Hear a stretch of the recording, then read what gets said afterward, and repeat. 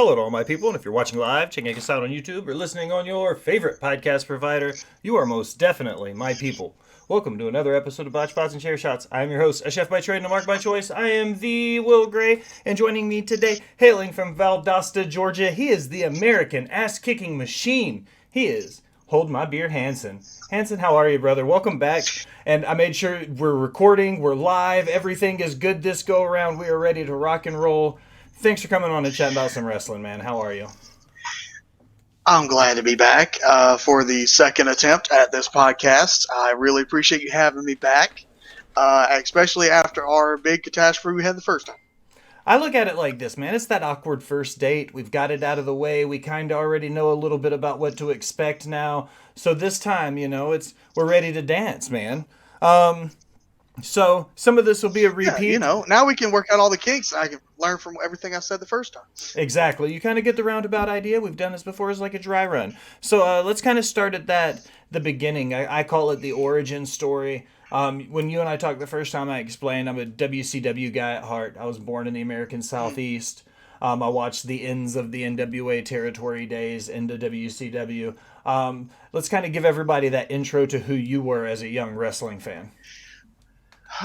Okay, so as a young wrestling fan, the first memory I have is I was watching Raw, and it was during the Monday Night Wars, and I remember we used to flip back and forth to Raw and Nitro a lot, but during this particular night, it was The Rock and Stone Cold fighting on a bridge, and eventually The Rock takes Stone Cold and throws the IC title over the bridge and throws it in the water, and then he takes Stone Cold and throws him in the water, and I remember going to my mom and crying, and I was tears all down my face. My hero died. It was looking back at it as a kid. I believed it. I full heartedly loved everything about it. And now looking back at it, it's like it's really cool that I had that connection with the story back then. When you go back to it, and even as a young kid, I know to me like it was still real to me. Damn it, like that's very Yeah, much how it even for me all the way through still now to this day. You know what I mean? There's still you kind of gets emotionally invested in it, just like anybody does any TV show. yeah, You know what I mean? yeah. So let's talk about your when you first started getting into the business and you were kind of going into it. You have I don't want to say atypical because this is one of those different doesn't mean wrong situations. Mhm. Let's talk about how you got into the business and when you decided, okay, I'm going to be a pro wrestler. Let's kind of talk about that side of it for you. Let's see. So when I started, it was mostly after my one big heartbreak. You're a young dude, you're getting off a relationship. You thought this girl had rainbows coming out of her rear end. Turns out it was not, and everything just blew up in your face. Um, and so you just start working out. You're going to the gym. You're doing more things, projects for yourself.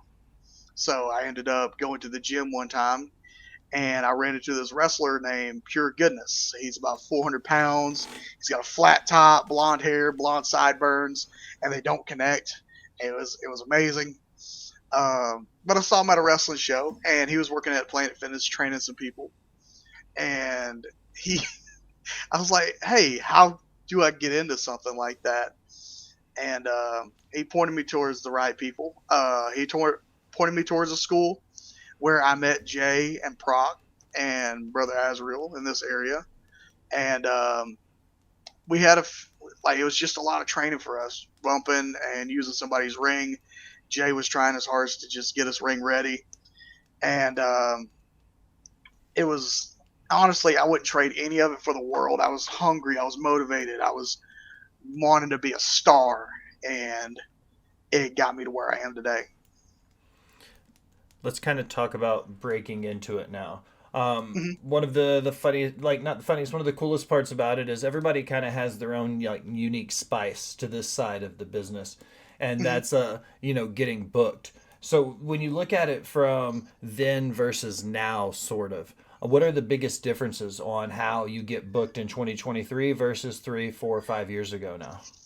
Ah, man. So I will say I probably did a better job at getting eyes on me when I started, than when I do now. Um, I think that's most just because life has taken up a lot of my time and what I tend to do in terms of videos. It's a lot harder to do this dumb videos and cool skits when I'm booked almost every other weekend and trying to prioritize life along with the wrestling. Starting out, I was making dumb videos, dumb skits, and just trying to do everything I could to be on people's screens. And so that worked out a lot for me to get booked and got me my start in North Georgia where people could see me. And then as it progressed, I joined with Will Huckabee with the All Star Special, and we just started doing more and more in terms of like in ring work and showing off what we could do and having that good time environment. And that typically spreads a lot more for us now. And now booking is like I have to reach out to people and hit them up instead of me getting hit up. Before we dive into All Star Special and we get into the tag team side of it, um, PCW, you found some singles success there. Mm-hmm. You were the dealer's choice champion for Mm-hmm. from if my due diligence was right for a little bit over 400 days. So you had a hell of a reign there for a second. Yes. This is a first part one of a two-part question. Part one being like, what was it like for you? When somebody gives you that call, they're going to be like, hey, we're going to put the rocket on your back, send you to the moon. You're the champ now, getting that call. And then, do you have a preference in working singles or tags? Like, is there a big difference between the two when you go into a match? Okay, we could break that down. Um, so to start off, yes, PCW was honestly a rocket. It was everything I needed to get known up there in North Georgia and let people know my name a lot more. When Hankins was booking it, he called me and he said, "Hey, I'm needing a stone cold of sorts to be homegrown, and we build him up and we do something amazing with him, and he does cool stuff, and we could honestly use you as the dealer's choice champion." Now, the belt itself, placates to a lot of heel tactics because if you're going to make the stipulation, as a heel, I think that does a lot easier for you. As a babyface, I wanted to use the stipulation to go harder on myself. So I would go into the matches and say, no DQs, or I would say, you know, matches that made it harder for me to win. And it was just a good time overall being creative with that, being there with Hankins and him walking me through the process and getting me ready. And then it just helped me grow, and that's where actually I met Will Huckabee. One of my first when I to win the dealer's choice title, I had to beat Will in a gauntlet, and he was like one person before Lamar Diggs, and that's who I beat before. But going back to the end of your question, tag or singles, it's fun either way. I will say, like, being as a singles, there's a lot more pressure on you to perform, and you are going to stick it out yourself. There's a lot of, there's physically it's more taxing because you're there by yourself. You have nobody to tag. You don't have anybody to, bounce ideas off of or work with in the match or have your back. So in tagging, it's a lot more fun for me as me and Huck do, or me and Jay, or being just there with the boys. It's fun working with those people and vibing in the match, so to speak. Dan in the chat has a great question, and I'll use it as a segue as well. He says, when you started out, how did you know what type of style you wanted to be in the ring? One of my questions is always, I always say styles make fights, right? And it was if somebody were to ask you to describe your style in the ring. So it's a little bit of both. How did you know what type of style you wanted to have in the ring, and how would you describe it? I would say it's high impact smash mouth style because I'm not doing too many lifting moves, but I'm also doing more impact and hard hitting style, but not just purely striker. Just nothing but Because brawler. You can move around some too. using my weight advantage, using my power advantage, dropping moves, big strikes, heavy things. I'm not really going out there and trying to do super kicks and izaguris and all that because I can't really do those that well. And I'm not going out there trying to fly. I'm not doing power moves because I'm definitely not, lifting people and not bench pressing 500 pounds. That's not me. I can't do it. I'm sorry. Um, so I typically play the more counter wrestler, so to speak, use their momentum against them. And, say if they're coming at me, use their momentum, slam them, um, the DDTs, the kicks, the damn, um, the spine busters. It's all just counter maneuvers. The deep six pack, coming at me, bang, all the momentum up in the world, bang, drop them down 6 feet. Uh, yeah, I would say it's a Smash Mouth style. Uh, One of the shows I had a chance to see you live at. We were at MEW, down Mm-hmm. towards Griffin, and you were working with. It was you, and it was Skrilla, and it was Trevor, and it was the Savage Gentleman Victor Benjamin. It was Yes. four, like lots of contrasting styles in the ring. When you get in the ring with so many contrasting styles, what's it like in that moment trying to coordinate it with three, four, five personalities, five different move sets, five different stories, so to speak. Like how does that go about happening? I think it's easier, to be honest. Victor Benjamin, he had a style that was honestly it was very MMA style, trained and tactical, and understood what his moves were and how to do them.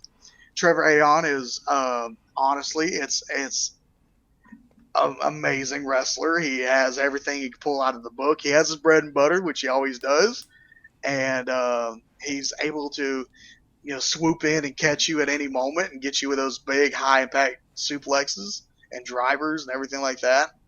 Skrilla, honestly, that's my first time ever working Skrilla, and I want to work Skrilla again. I might, take a trip to PCW and try to get my dealer's choice title back. Just putting that in the air, I might Speaking need it to into actually, existence. that's probably on me. I probably need to fire the first salvo and let people know my intentions. That's just me. I got Huck and Jay. They could be doing some tag stuff there while I'm taking care of some single stuff I need to get handled. That just speaking that in, putting that where I can hold myself accountable. Um, MEW honestly was a great time. I really wish it would have lasted longer. Props to the team there that was doing such a great job. Um, and it was a great structure there. Honestly, the show structure was great. Having to be there at 11 a.m. sucked, but it was a great time overall. Just going out there and learning from a lot of people, showing how they want their show set up and how to do each particular thing. It was awesome. One of my favorite things to do, and I liken it because I'm an old head, is bring up territory wrestling. Yeah. Georgia's historic, man.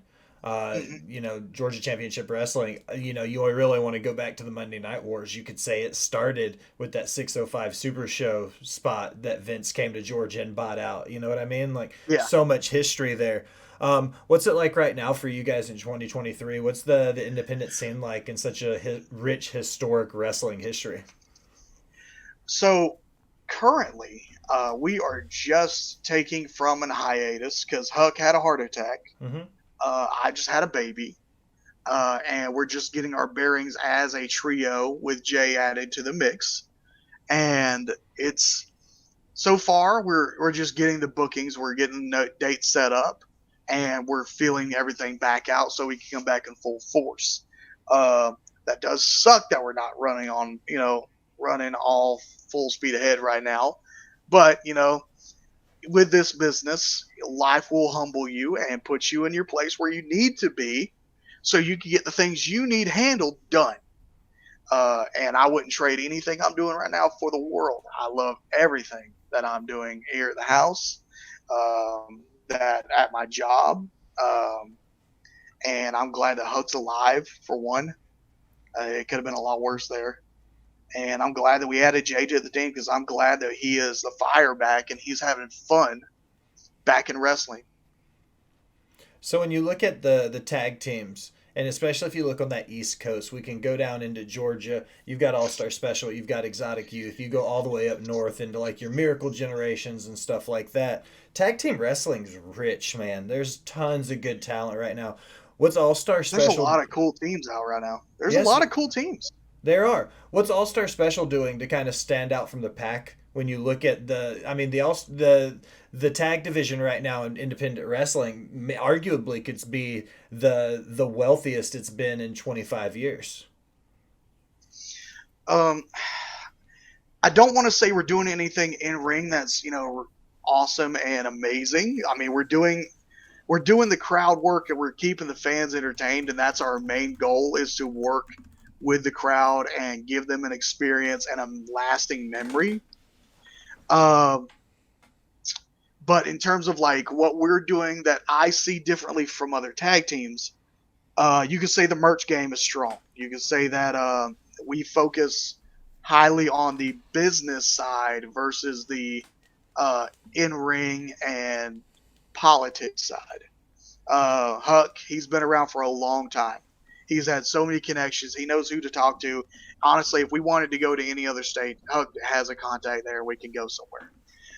We'll probably be dipping into a lot of other promotions and states coming up. And I know Georgia, like we got our bread and butter. We got our places we'd love to be, and the places that are booking us. We're happy with what we're getting right now. We're looking towards improving to the future, getting the TV ready gear, looking for the tryout spots. We're trying to get those balls in motion right now as a business. Um, I'm sorry, I might have lost your initial question, but now Uh, my brain's rolling. no, We're keep actually going with it. We're just right, talking about Georgia territory wrestling and what's going on right now in indie wrestling with you guys. That's all. and what we're doing different. What we're Yeah, doing yeah, yeah, different. There yeah. we go. That's what we were talking about. Yes. So right now we're actually looking for a business manager. We're looking for somebody to handle the booking and public appearance side, because not just wrestling. We want to do more than just going out and having matches. We want to do some public appearances. We want to do possibly some acting or doing something else. Giving a lot more to the brand of All Star Special or to hold My Beer Hanson and all that, and creating something we can do that will also save our bodies, but while also getting a bigger audience. Um, yeah, I would say that's our thing right now. We're in talks with a few people right now, and we're getting some balls rolling on the manager aspect and who can handle that, who and what the numbers will be. The merch game's always strong. We're always, looking at more ideas, and now we're thinking about, with what we've done so far and what we've proven, we might start doing seminars on merchandise and how to save dollars while also gaining the most out of them. In the chat, Alice in Wonderland she's the business manager for the podcast and the whole network that we broadcast under, and she put the thanking emoji because her shoot job is she's a public relations and marketing manager. So All right, that's probably that's a that's shameless awesome. plug for her there. She's probably going, wonder if we have somebody like that. Uh, Well, if you're into talking, I mean, hey, we're in the ball rolling stage where we want to get that going. So, Alice, if you want to hit me up, let me know. I like it when you make my job easy and kind of a segue. You and Dan both. Dan's always clutch in the chats here with us when we do live shows.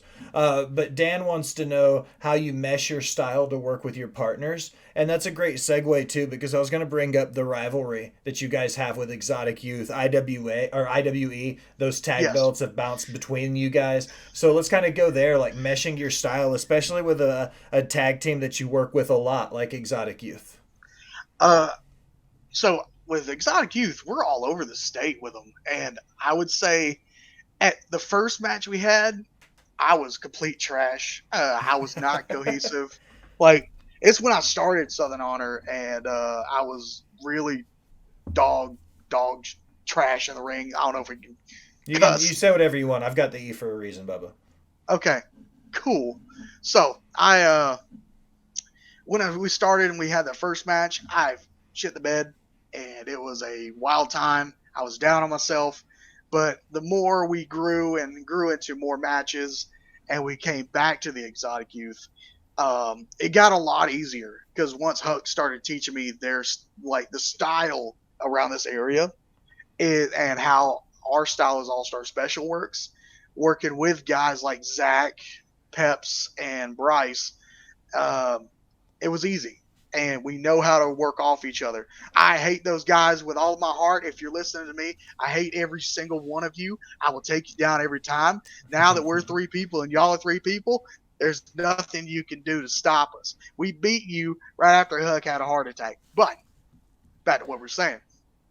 Working with the people, it's different if you're brand new and you don't know each other at all. I will say, like, I know Huck and Jay had problems in Florida because, like, it was brand new people, nobody knew each other, and everybody was protecting each other. But in terms of like Georgia and Tennessee, people know us, so we're able to go in there and say, "Hey, how's it going? Here's what we do," and we're really simple. What do you want to do? Bang, bang, bang. We just talk about it, put the formula together, cut and print, paste. All right, man. One more question for you before we get ready to wrap up. You kind of brought it up earlier, so it's a huge one. This is biggest question a man can be asked. You just had a life changing moment and had a baby. How's dad life treating you? Yeah. You don't know how amazing it is to hold a little person in your arms that is basically just an extension of you. You learn that you would actually hurt somebody or kill for this little person. There are things that you would never imagine you would put into perspective, and it'll humble you. It'll make you cry. It'll do so much to help you become a man or a parent. Um, I love this little dude with all my heart. Uh, at night, whenever he's crying from 10 p.m. until 4 a.m., it's a little different, but we're getting better at it. And it, honestly, if anybody out there that's a parent that already knows this, that like it's an amazing thing. It'll always, be so great to see that little guy or your little girl and look at them, their eyes looking back at you, and just knowing that, hey, this is my little dude, and I'm so happy that he's here for the ride. And his mama's awesome. She ain't here right now, but she is absolutely a saint, and I couldn't do this without her. She takes care of us, and I do this for them. Dan in the chat says, I have two kids. Life changes once you have kids that you are in charge of. Completely agree with him. Agreed. I was 24 when I had my oldest daughter, and she turns 13 in August. So it's like, holy shit, I have a teenage daughter. It's wild to Oh think about. God. Yeah. Yeah, I mean, I'm 27. I got a 11-day-year-old. All right, Hanson. We're getting to the end. Before we plug it and go home, though, I end them all the same way. 5 random, and you got 5 fresh ones. You ready to go? Yes, let's go. All right. Question number 1. What's your favorite pizza topping? Ooh, shit, that's strong. Honestly, I'm a big fan now. Since having some like BLT style or some chicken bacon ranch, I'm gonna go some roasted tomatoes. Ooh, that's a solid pick. That's a great pick. Also, number 2. First time I've asked this one. I'm curious about your answer. If you were going to play a movie character, which role would you want to play? Ooh, so you ever seen Bloodsport? And you ever seen the big dude? I forget his name.